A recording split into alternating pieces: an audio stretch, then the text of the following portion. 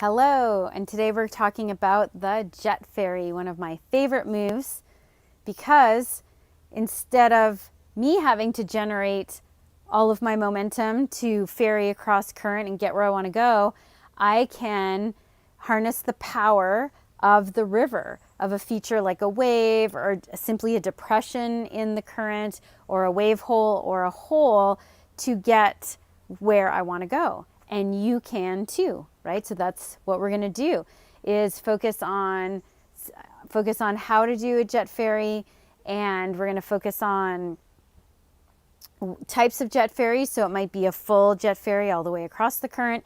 It could be a little boost just to get halfway across the current.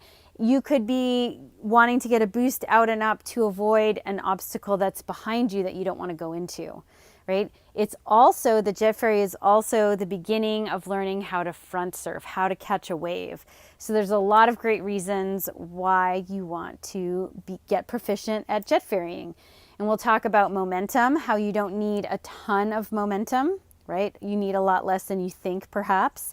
We're going to talk about the stern draw and how important an effective stern draw is in the jet ferry, especially because the jet ferry requires that you do a stern draw as you're surfing across a feature, which can feel unstable, right? And we're going to talk about how to do it, when to do it, and so let's get to it. Let's just watch this in full time. So I have to jet ferry across the little wave to get to the main wave, and here's my jet ferry. Okay, now let's slow it down and break it down. Okay, so first thing is I have to actually jet ferry across this little wave first. And notice how I'm paddling, but I'm not paddling like crazy, right? I do take maybe 3 super strong strokes right here, right, to get up onto the wave.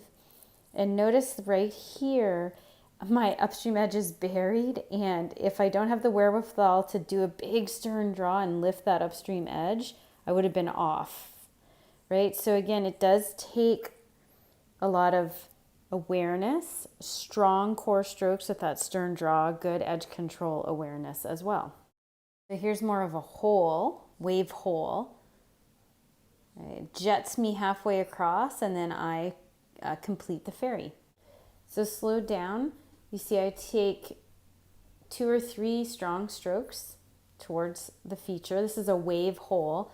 And so right here, my upstream edge needs to be lifted, and my angle can't be super upstream because otherwise I'll just turn. And so that this stern draw is super important. It keeps me from turning, and I harness the power of the wave hole. And right here, I actually flatten out my edge slightly, and that helps me maintain my angle with a good stroke across, and I can complete the ferry. And that was I had to work a lot less because I used that feature than if I had to propel myself with paddle strokes all the way across the current. So here's an example of why the jet ferry can actually be super important in class 4. This is a rapid called Dragon's Tooth on the Dry Way in Massachusetts. Right behind me is a big hole, right? This is like a hairy ferry. And I want to use this little wave to help ferry me across. It's going to make it more effective and efficient. My nerves, though, I'm nervous. And so when you watch my strokes, you'll notice that they're too shallow and there's too many of them. I'm over paddling and they don't have core. It still works out just fine, right? But it just goes to show that when our nerves take over, no matter how much experience and skill you have, right, you can still revert back to those inefficient habit patterns, which is why it's so important to practice hard moves in easy water. Like practice over-exaggerating your stern draws like this clip and a simple peel out in class 2. Right? Really getting the feel for the core. Or in this clip, practicing a very lovely little jet ferry in class 2 water, exaggerating the stern draw, feeling the water.